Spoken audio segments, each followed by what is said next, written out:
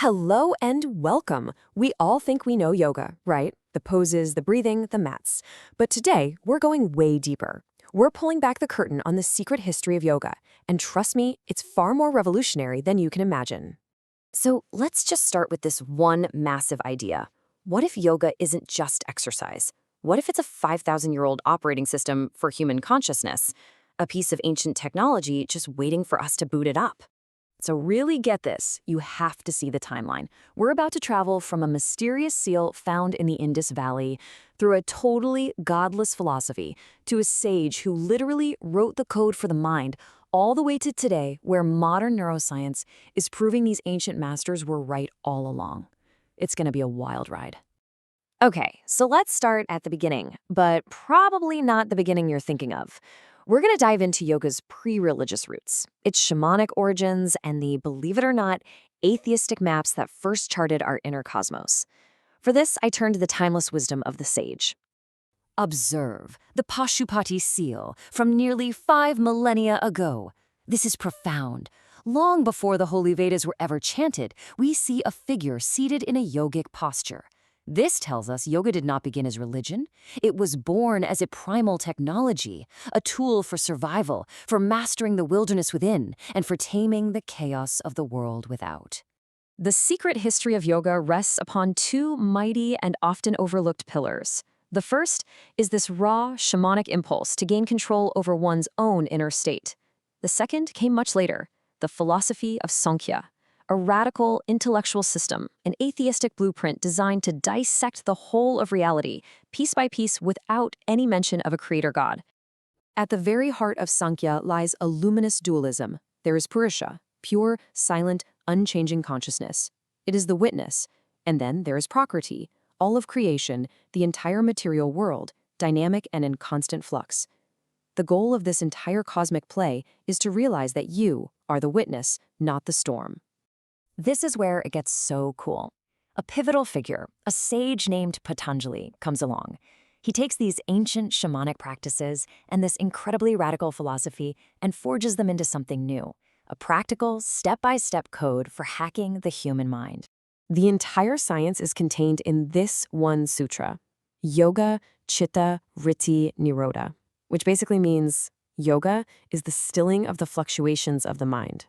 This one line is everything. It's the moment yoga transforms from a philosophy you think about into an experiential science you do. It's a direct technique to achieve that state of pure clarity the sage just described. And this is his genius method, the 8 limbs of yoga. But do not see this as a mere list of rules. Understand it as a ladder to reverse the very process of cosmic evolution. You begin with the outer world, with ethics, with postures. And you methodically climb inward, limb by limb, withdrawing the senses, concentrating the mind, until you arrive back at the source, back to Purusha, pure witnessing consciousness.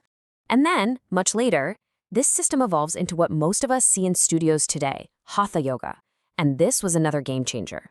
It's like a bottom-up alchemy. Instead of just working on the mind directly, the Hatha yogis said, hey, let's use the body. They worked with balancing the solar, ha, and lunar, the, energies to build an internal fire, purifying the entire system from the ground up. All right, so we've journeyed through thousands of years of philosophy and spiritual practice. Now, this is where the ancient story gets a serious 21st century upgrade. What happens when we point our modern scientific instruments at these ancient claims? Well, the results are absolutely staggering. Okay, get this. Let's talk about the breath, pranayama. A Harvard study in 2018 found that after just 8 weeks of yogic breathing, participants showed a 12% increase in the size of their prefrontal cortex. That's the CEO of your brain, your executive function. The ancient yogis called it buddhi, or higher intellect.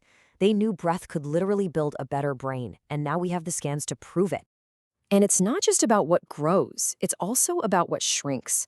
Another study found that practicing this yoga of the mind can physically reduce the size of the amygdala, that's your brain's fear and anxiety alarm system, by 22%. So when Patanjali talked about stealing the mind, Chitta Vritti Nirodha, it wasn't just poetry. It's a neurological reality. You are literally rewiring your brain for peace. The connections just keep coming. It's undeniable. When neuroscientists hook up advanced meditators to an EEG, you know what they see? A massive surge in theta brainwaves. That's a state tied to deep insight, creativity, and profound relaxation. And guess what?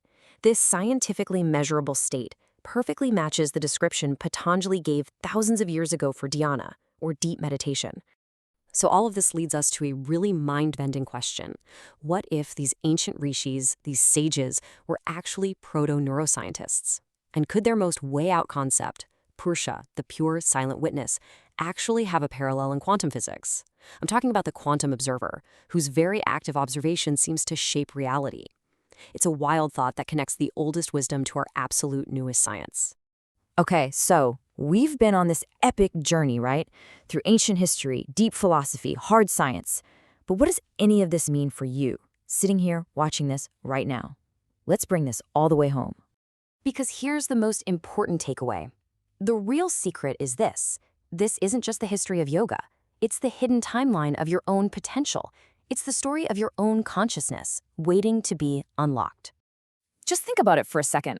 That ancient Indus yogi using their breath to stay centered while their world fell apart, that's you using your breath to dissolve the stress of a crazy day at work. Sankhya's complex map of reality, that's your own mind right now trying to figure everything out. And Patanjali's ancient sutras, they aren't just words in a dusty book. They become real, they come alive in your very next conscious breath.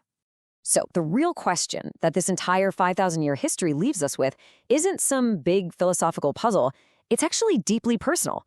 As you walk this ancient path, which one of these limbs? Is it the ethics, the postures, the breath, the concentration? Which one is the key that awakens your inner witness? 5,000 years ago, a yogi sat still while a civilization crumbled. That yogi is you. Different body, different time, same Purusha. If this journey has sparked your inner light, we humbly ask you to please like, share, and comment. And to continue these explorations, subscribe to Sacred Vantage Bliss for more. Namaste.